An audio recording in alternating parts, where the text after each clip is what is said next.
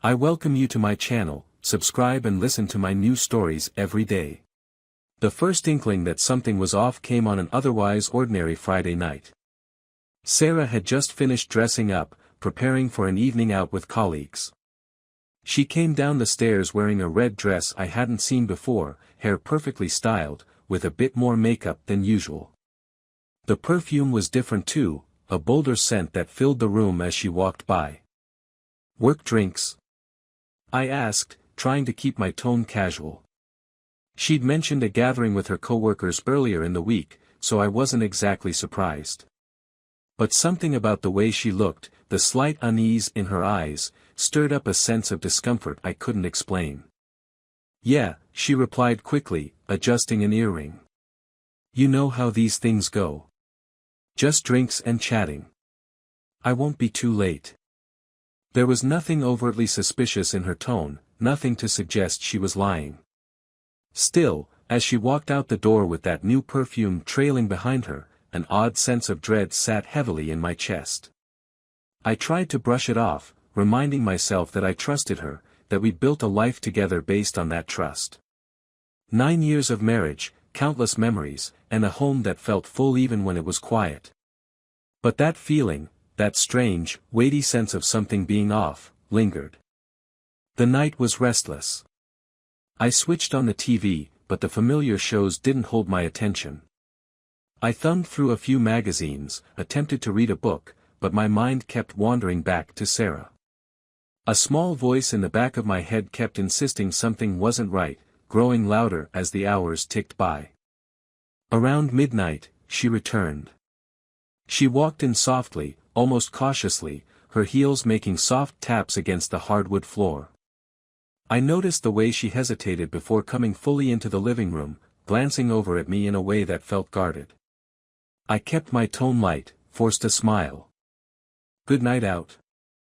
She nodded, dropping her bag by the door. "Yeah, it was fine. You know, just the usual work gossip. Nothing special." I wanted to believe her. I told myself I was just being paranoid, that there was no reason to doubt her. But as she leaned in to give me a quick peck on the cheek before heading up to bed, the feeling of distance between us felt more real than ever. Days passed, and I tried my best to bury that discomfort, convincing myself it was a momentary insecurity. But the gnawing suspicion didn't fade. I found myself analyzing every interaction, replaying conversations in my head, searching for clues to something I wasn't sure even existed. It was exhausting, and I hated feeling this way. Then came the Saturday morning when everything changed. I was in the garage, clearing out some old boxes, trying to make room for the new tool chest I'd bought. That's when I stumbled upon a small bag of Sarah's tucked away in a corner. It was one of those little drawstring bags she often used for toiletries when she traveled. I hesitated, my hand hovering over it. I knew I should probably just leave it, but curiosity got the better of me. Inside, I found a handful of items, mostly harmless, old receipts, a half-used chapstick, a few random pens. But there, at the bottom of the bag, was a keychain from the Riverview Hotel. It was a sleek, silver charm engraved with the hotel's logo, unmistakable and far more upscale than the places she usually stayed for work trips. I frowned, trying to remember if she'd ever mentioned staying at the Riverview. It wasn't unusual for her to travel, her job often required her to visit clients in nearby cities, and she'd stayed in various hotels over the years. But I couldn't recall a single time she'd mentioned the Riverview. She wasn't one to hide her travel details from me. In fact, she'd often text me pictures from her hotel room or tell me about the view from her window. This was new, and I couldn't shake the unease it brought. That keychain might have seemed trivial to anyone else, but it felt like a glaring anomaly in the careful puzzle of our marriage. For the next few days, I found myself obsessively going over every detail of her recent trips, trying to recall the exact cities and hotels she'd stayed in. The nagging feeling only grew stronger, pulling at me with a force I couldn't ignore. One evening, as Sarah was showering, she left her phone on the kitchen counter. I glanced at it, heart pounding. It was unlocked, and a part of me felt guilty even considering snooping. But then I remembered the Riverview keychain, the dress, the perfume. The doubts surged up again, and with a deep breath, I picked up her phone and quickly scanned through her messages. Most of her texts were routine, work updates, messages from friends. But then, a notification from an unknown number popped up, and my blood ran cold. "Can't wait to see you again, babe. Tomorrow can't come soon enough." The message glowed on the screen, a confirmation of every fear, every doubt that had been gnawing at me. I stood there, staring at those words, unable to process the betrayal they represented. I wanted to confront her right then, to demand an explanation, but I knew I needed more than just one message.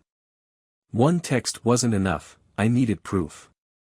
Proof that this was real and not just a horrible misunderstanding. For the next few days, I watched her more closely than ever, noting every late-night work call, every casual mention of after-hours meetings. She seemed oblivious to my suspicions, carrying on as if everything were normal. But to me, everything had changed.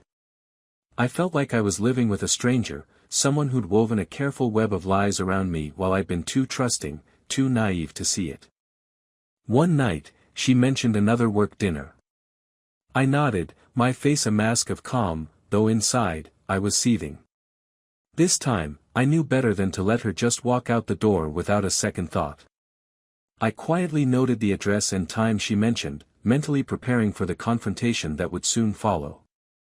That night, as I waited for her to return, I went through our wedding photos. I'd thought that looking back on those memories might soften my anger, that I'd remember why I loved her in the first place. But instead, each smiling photo, each happy moment, felt like a bitter reminder of what I was about to lose. I closed the album, my resolve hardening. When she finally returned, looking surprised to see me still awake, I gave her a long, searching look. She didn't meet my eyes, instead murmuring a quick goodnight and hurrying up the stairs. I watched her retreating form, a cold fury settling in my chest. She might think she'd gotten away with it, that I was still the clueless, trusting husband she'd counted on. But she was wrong. The morning light filtered through the curtains, casting a dull glow over our room, but I felt like I hadn't slept in days. I'd spent the night haunted by visions of Sarah, not as my wife but as a stranger with secrets that weighed on her face, her posture, in ways I'd never noticed before. I glanced over at her sleeping form, wondering how she could look so peaceful while I was drowning in suspicion. This quiet domestic scene that used to bring me a strange sense of calm now felt staged, as if I were the one intruding in my own life. As she stirred awake, I forced myself to smile, ignoring the bitterness that welled up. "Morning," I said, reaching for the familiarity of routine, even if it felt hollow. She stretched, a soft smile on her lips, seemingly oblivious to the tension that tightened my every muscle. "Morning," she murmured, leaning over to peck me on the cheek. I managed to keep my expression neutral, hiding the questions that buzzed inside my head like hornets. The day wore on as usual, with her heading off to work and me pretending to go about my own routine. But after she left, I found myself checking the online phone bill. I'd never been the type to pry before, never had a reason to. But now, every call, every unfamiliar number was a red flag. There it was, the same number from the night I'd found her text, listed multiple times, sometimes late at night. Virginia area code. Whoever this was, it wasn't a colleague or a friend. This was something more, something Sarah had been hiding. I tried to think back on any friends or family she might have in Virginia, but I came up empty. I decided to dig deeper. Sitting at my desk, I looked up the number on a few reverse lookup sites, hoping it might reveal something, but it only led to dead ends. It was a VoIP number, the kind you could easily get for free or cheaply. My stomach twisted. Whoever was on the other end clearly didn't want to be traced. I spent the day in a state of cold calculation, planning my next moves. I thought about just confronting her, but what would that get me? I'd been around enough people to know that without concrete proof, she'd deny, deflect, and leave me with more doubts than answers. No, I needed a different approach. By the time she got home, I had already decided I would follow her the next time she went out. I felt like a man possessed, driven by a dark need to know the truth no matter how ugly it was. Then, just as I was wrestling with my thoughts, she came home with news. "Hey," she said, setting her purse down on the kitchen counter, a hint of hesitation in her voice. "I, actually have to go out of town next week. It's for a conference." "A conference?" I repeated, my voice carefully neutral. The words felt heavy on my tongue. "Yeah," she said, avoiding my gaze. "It's in Richmond. Just a few days. You know how these things go." There it was, a golden opportunity. I nodded, masking my thoughts with a look of quiet acceptance. "Of course. Do what you need to," I replied, forcing a smile. As she turned to prepare dinner, I felt a dark satisfaction knowing she'd just given me the chance I needed. This trip would either confirm my suspicions or, if I was wrong, finally lay them to rest. But my gut told me I wasn't wrong. The following week, on the morning she was set to leave, I could see her excitement, barely contained, as she packed her bag with a little too much care. She was usually quick about it, throwing things in without much thought. This time, though, every piece of clothing seemed deliberate. I waited, watching her as she gathered her things. She flashed me a smile, as if everything were perfectly normal. "I'll see you in a few days, okay?" she said, a lightness in her voice that felt like a punch to the gut. I nodded, managing to keep my expression unreadable. "Travel safe." As soon as she left, I sprang into action, packing a bag of my own. I decided I would follow her to Richmond. It was risky, but I needed to know. I couldn't stand another night of guessing, of lying next to her with doubt gnawing at me like a parasite. The drive was tense, the miles stretching out in front of me as I replayed every interaction, every lie she'd told. I kept checking my phone, tracking her location using the family app we'd set up ages ago. I'd always thought it was just a harmless way to stay connected, but now, it felt like my only lifeline to the truth. When I finally arrived in Richmond, I parked a few blocks away from the hotel she'd checked into, taking care to stay out of sight. I watched from my car, scanning the lobby windows for any sign of her. And then, there she was, stepping out of the lobby in a sleek black dress, her hair styled in loose waves, more done up than she ever was for work events. I sat there, my heart pounding, as a man approached her from the side.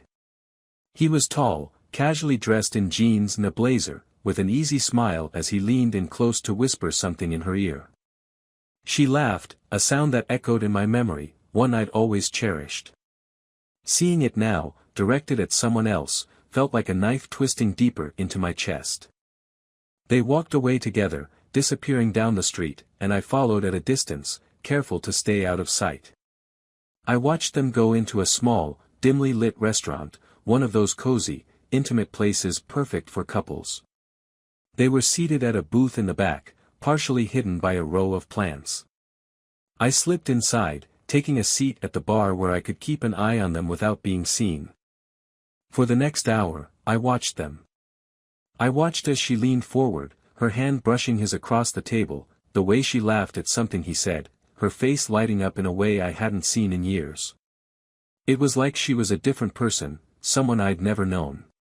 My stomach churned as I downed a whiskey, barely tasting it. The anger that had been simmering inside me was no longer just a quiet, bitter flame. It roared to life, filling me with a dark, twisted sense of betrayal. This wasn't just a fling or a harmless flirtation, this was something deeper, something that threatened to tear apart the life we'd built together. I forced myself to stay calm, to wait until they left. As much as I wanted to storm over, to confront her right then and there, I knew it wouldn't be enough. I needed more than just a scene in a restaurant. I needed her to see that I knew everything, to understand the depth of her betrayal. When they finally left, I followed them back to the hotel, watching as they disappeared into the elevator together. I stood in the lobby for what felt like an eternity, staring at the closed elevator doors, picturing her in that room with him. The image was like poison, seeping into every corner of my mind, filling me with a need for revenge that burned like wildfire. I drove back to my hotel, hands shaking on the wheel. I'd seen enough, more than enough. As I lay in the dark, staring at the ceiling, a plan began to form. I wasn't just going to confront her. I was going to make sure she felt the weight of what she'd done, that she understood just how deeply she'd hurt me. The next morning, I checked out early, driving back home in a haze of anger and hurt. I'd always thought that if something like this ever happened, I'd know what to do. But as the hours passed, the anger solidified into a calm, determined resolve. I would play my part. I would act like everything was normal, let her think she'd gotten away with it. And then, when the time was right, I would show her exactly what it meant to betray the person who trusted her most. When Sarah returned from her conference, I was already waiting for her in the kitchen, a carefully neutral expression on my face. The coffee was brewing, and I busied myself with wiping down the counter, pretending not to notice her as she came through the door. She looked both radiant and exhausted, like someone who just lived through a weekend of new experiences. Or a weekend with someone else. "Oh, hey," she said, her voice light, almost too cheerful. "You're up early." I glanced at her, forcing a smile that, to her, probably looked genuine. "Yeah, thought I'd get a head start on the day." She nodded, setting her bag on the floor and crossing over to hug me. I let her, standing stiffly, only returning the gesture halfway. She didn't seem to notice the distance. "How was Richmond?" I asked, my voice as casual as I could manage. "Good, same old stuff. You know, just a lot of presentations and networking." Her response was delivered so smoothly that I almost believed her. Almost. But the memory of her with that man in the dimly lit restaurant was seared into my mind, and the anger simmered beneath my calm exterior. As she unpacked, recounting her trip in general terms, my thoughts drifted to what lay ahead. I couldn't keep up this charade forever, the strain of pretending was already wearing on me. But I had a plan now, and each passing day would bring me closer to the moment when I could finally confront her with the full weight of my knowledge. She'd feel the betrayal, taste the bitterness, the way I had. I started with small steps, things she wouldn't notice at first.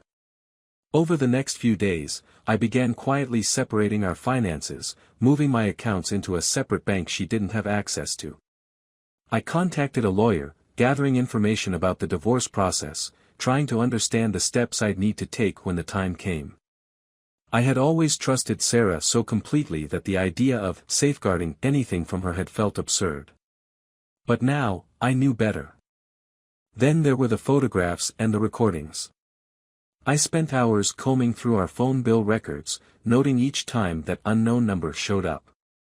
Every night, I saved screenshots of the call logs, archiving each little piece of evidence I could find.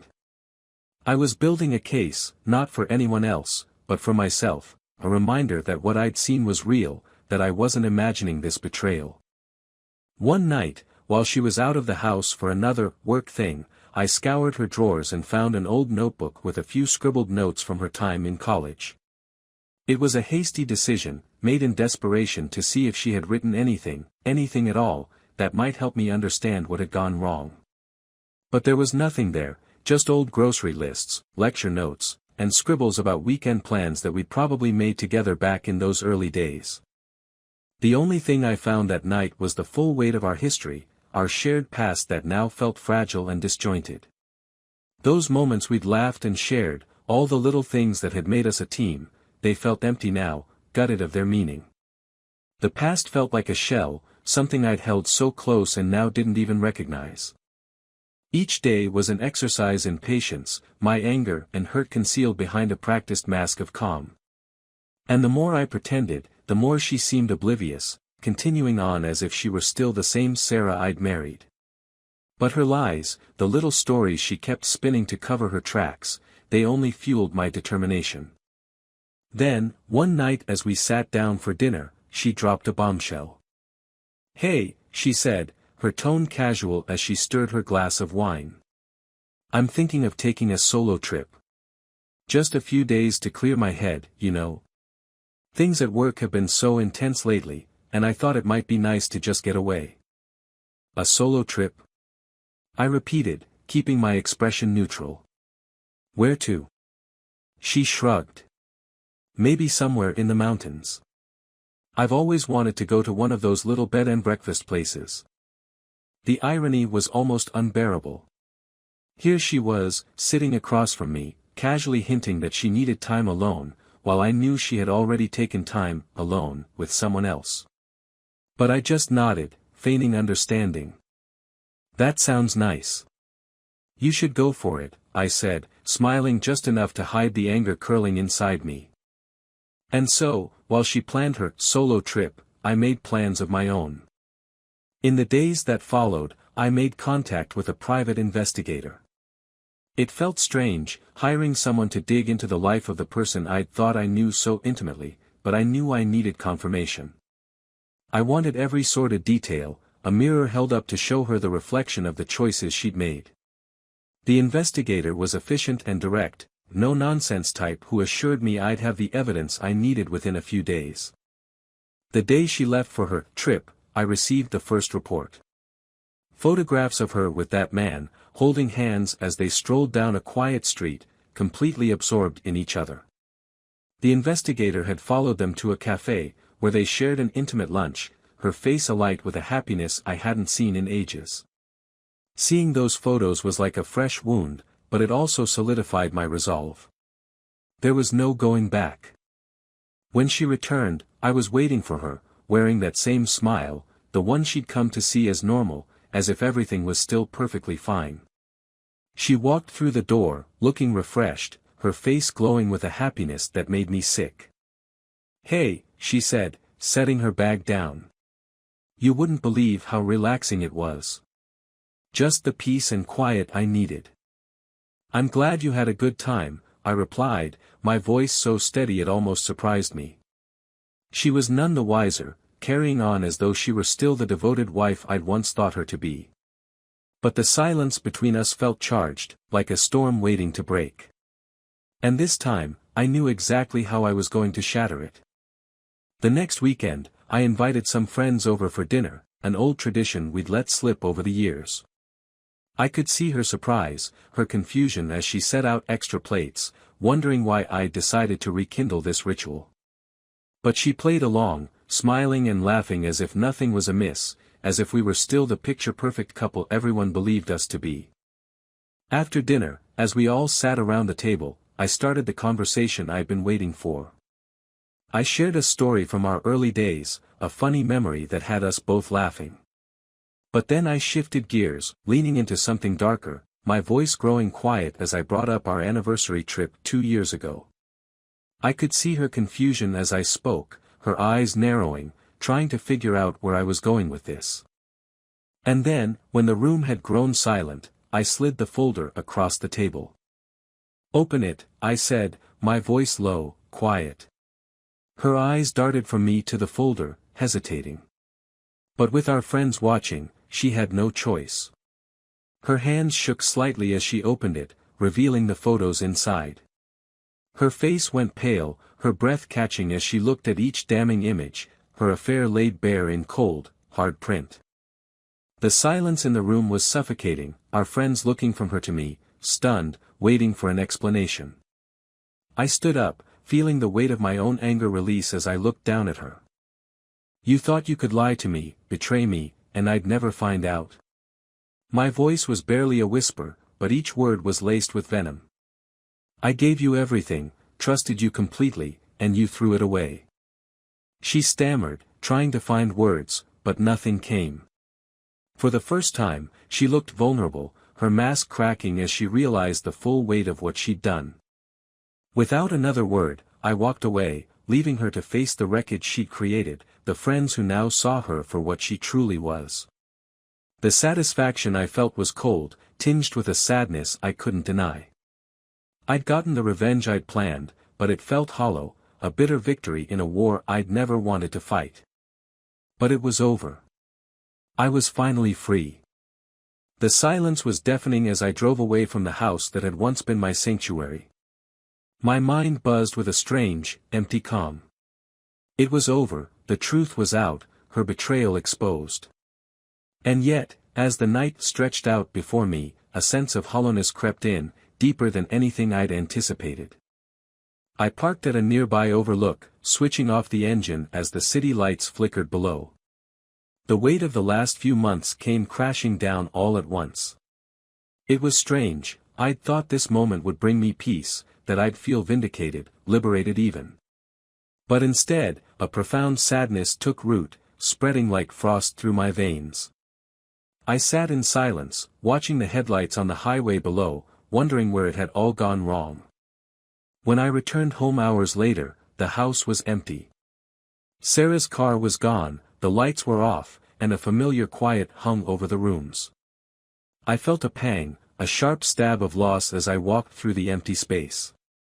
The memories lingered in every corner, the echoes of laughter, the quiet mornings we'd spent over coffee, the plans we'd once made and believed in.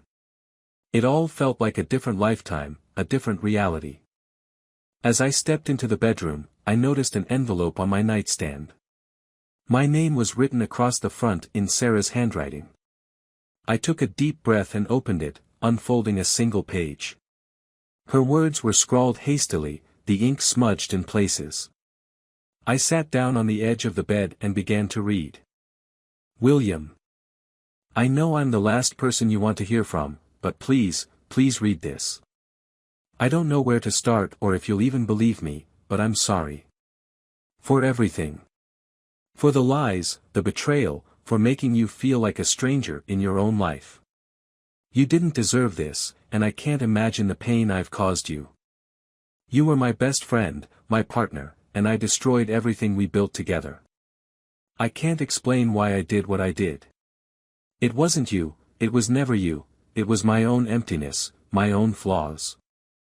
I thought I could fill those holes with someone else, that I could escape the shadows that kept creeping in. But I was wrong. So wrong. When I saw those photos tonight, when I saw the hurt in your eyes and realized that I destroyed the only real thing in my life, it hit me like a blow. And I know nothing I say can make up for it. But I need you to know that, despite everything, I never stopped loving you. I was weak, selfish, and lost, but I loved you more than you ever knew. I see that now, though it's too late. I'm leaving. I don't want to put you through the agony of a divorce or force you to fight over memories that I've tainted. I'll sign whatever you need me to sign. Just promise me one thing, don't let this change you. You're a good man, William. A kind, gentle, and loving man, and I don't want what I did to make you bitter or afraid to love again. Someone else deserves the love you gave me. Goodbye. Sarah. Her words sank in, filling me with a grief I hadn't anticipated. I'd thought the anger would sustain me, that her betrayal had obliterated any feeling I had left for her. But now, in the cold silence of our empty bedroom, I realized that the love I'd buried wasn't gone. It was buried beneath the rubble of my broken trust, but it still lingered, stubborn and haunting. I sat there for hours, the letter clenched in my hand, as dawn crept in through the window. A part of me wanted to call her, to tell her that it wasn't over, that we could find a way back. But the memories of her with him, of the laughter they'd shared, crushed that impulse before it could take root. Days passed, each one marked by the quiet echoes of her absence. She'd taken only a few belongings, leaving most of her things behind, as if she'd left in a rush. I found little traces of her everywhere, the scent of her perfume on a scarf, a hairpin on the bathroom sink, an old photo of us from a trip we'd taken years ago. They felt like relics from a life that had slipped away, impossible to reclaim. One evening, as I was sorting through the drawer in her nightstand, I found a small, unopened envelope. I almost missed it, buried beneath a stack of old bills and receipts. The envelope was unaddressed, with no markings or stamp, just a faintly smudged corner. My pulse quickened as I opened it, wondering what more she could have left behind. Inside was a sonogram. A date was printed on the upper corner, about 3 weeks before I'd uncovered her affair. And there, in small, faint lettering, was a notation, 10 weeks. I stared at the image, my mind spinning as I tried to process the reality of what I was seeing. A child. My child. Our child. For a moment, my world shifted, reshaped by a hope I hadn't felt in so long. But then the darker questions surged forward. Was the child mine? Or was it his? I felt my breath catch as the doubt gnawed at me, twisting the remnants of my heart in a way that felt unbearable. I spent the next few days in a haze, consumed by the unanswered questions and the life that might have been. Part of me wanted to search for her, to confront her one last time and demand the truth. But another part of me, a quieter, sadder part, knew that this was the end. I'd sought revenge, fought to expose her betrayal, but in the end, all I was left with was an empty house and the weight of what we'd lost. As weeks turned into months, I realized that I would never know the truth. Sarah had vanished without a trace, her absence an ache that refused to fade. I'd imagined that this would be a clean break, a severing of ties, but instead, it felt like an unfinished story, a wound that would never truly heal. I kept the sonogram, tucking it away in the drawer beside my bed. It was a reminder, a painful one, of the life we might have had, the family we'd nearly created. And though I knew that I would eventually move on, find a way to live without her, a part of me would always carry that tiny, fragile hope, the hope that, somewhere out there, a piece of what we'd shared might still exist.